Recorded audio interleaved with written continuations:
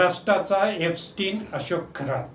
हो, कॅप्टन नावाला कलंक असलेला नाशिकच्या अशोक खरातच्या लीला पाहून असंच म्हणावं लागेल.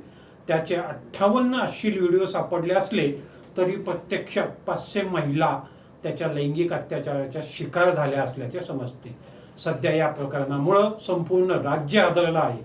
काही दशकापूर्वी उत्तर पुणे जिल्ह्यातील खेड तालुक्याच्या कुरुळी गावातील अशाच एका नंग्या बाबानं महिलांवर केलेल्या अत्याचारामुळं राज्य हादरून गेलं होतं. त्याच्यासारखेच आसाराम बापू, अशोक खरात आदी बाबा एकामागोमाग वरच्या वर थोडेसे आधुनिक रूप घेत समोर येत गेले. ते कसे, कशामुळं आणि त्यांचं का फावतं ते पाहूयात या रिपोर्टच्या माध्यमातून. नमस्कार, मी उत्तम कुटे आणि तुम्ही पाहतात आपला आवाज. एप्स्टीन फाईल सध्या जगभर चर्चेचा मोठा विषय आहे. त्यात जगभरातील काही बड्या धेंडांची नावं आल्यानं मोठी खळबळ उडालेली आहे. त्यावरूनच लक्ष विचलित करण्यासाठी अमेरिकेने इराणबरोबर युद्ध सुरू केल्याची चर्चा आहे. असाच अशोक खरात हा एप्स्टीन महाराष्ट्रातही नुकताच समोर आल्याने राज्यभर मोठी खळबळ उडालेली आहे. कारण राज्यातील अनेक नेत्यांचे त्याच्याशी लागेबांधे आढळून आले आहेत. केंद्रीय गृहमंत्री अमित शहा, राज्याचे उपमुख्यमंत्री एकनाथ शिंदे, राज्य महिला आयोगाच्या अध्यक्षा रुपाली चाकणकर यांचे त्याच्याबरोबर फोटो आढळले आहेत. चाकणकरांच्या राजाश्रयामुळे तर त्याला बळ मिळून त्याने आणखी महिलांवर अत्याचार केल्याचा आरोपही झाला आहे. त्याच्या विरुद्ध वर्षभरापूर्वी तक्रार देऊनही ती दडपल्याने चाकणकर गोत्यात आल्या असून पदाचा राजीनामा देण्याचीच पाळी आता त्यांच्यावर आली आहे. खरातच्या प्रतापाचे हिमनगाचे फक्त टोक आतापर्यंत समोर आले असून खरंच योग्य चौकशी झाली तर त्यातून राज्य हादरवणारी माहिती समोर येणार आहे. खरात सारखे आकडे ज्योतिषी म्हणजे कुडमुडे ज्योतिषी वरच्या वर निर्माण होऊन त्यांची चलती का होते, त्यांचं मोठं फावतं, त्यामागे त्यांना मिळत असलेला राजाश्रय हे मुख्य व मोठं कारण आहे. खरातचंही राज्यातल्याच नाही तर थेट केंद्रातल्या बड्या राजकीय नेत्यांशी संबंध आढळून आले आहेत. राज्यातील काही मंत्री तर त्याच्याकडे नियमित भेटीला जात होते.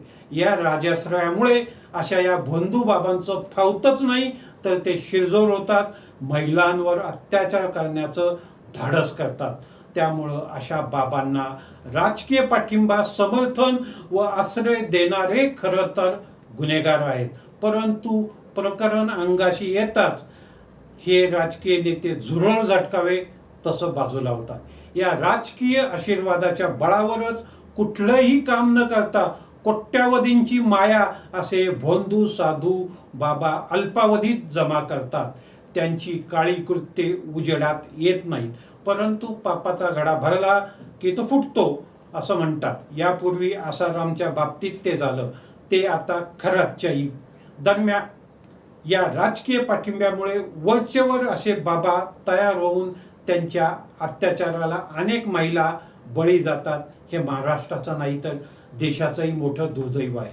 सध्या राज्यच नाही तर देशात असे बाबा निर्माण होण्यासाठी पोषक परिस्थिती असल्याने त्यांची चलती आहे.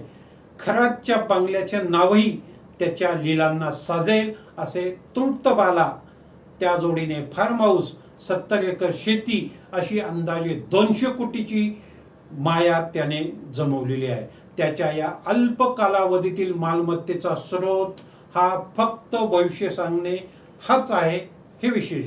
अशा प्रकारे कोट्यावधीची बेहिशोबी संपत्ती जमवणाऱ्यांची इन्कम टॅक्स डिपार्टमेंट, ईडी चौकशीही करत नाही वा ती होत नाही. त्यांच्या मागे असलेल्या अदृश्य राजकीय शक्तीमुळं हे धाडस होत नाही, ही चौकशी केली जात नाही. केरळ स्टोरी, काश्मीर फाईल सिनेमासारखेच नाही तर त्यापेक्षा वरचढ अशी ही खरात फाईल आहे. पण त्यावर पिक्चर करण्याचं धाडस कोणी दाखवणार नाही. दुसरीकडे या प्रकरणात बड्या राजकीय हस्ती असल्याने ते दाबले जाण्याची शक्यता जास्त आहे. कारण राज्यमंत्रीपदाचा दर्जा असलेल्या महिला आयोगाच्या अध्यक्षा रुपाली चाकणकर यांच्याकडून खरात विरुद्धच्या तक्रारीवर कारवाई झाली नाही. उलट चोर सोडून संन्याशाला सुळी देण्याचा प्रकार झाला. खरातचे कांड समोर आणणाऱ्या पत्रकारालाच बडगा दाखवला गेला होता. खरात, आसाराम बापू सारख्या ढोंगी बाबांविषयी आपलं काय मत आहे? कशामुळे त्यांचं महिलांवर अत्याचार करण्याचं धारिष्ट होतंय? कशी ते कोट्यावधीची माया जमवतात? त्यांच्या बंधुगिरीला समाजातून मिळणाऱ्या समर्थनाविषयी आपलं काय म्हणणं आहे ते कमेंट करून सांगा.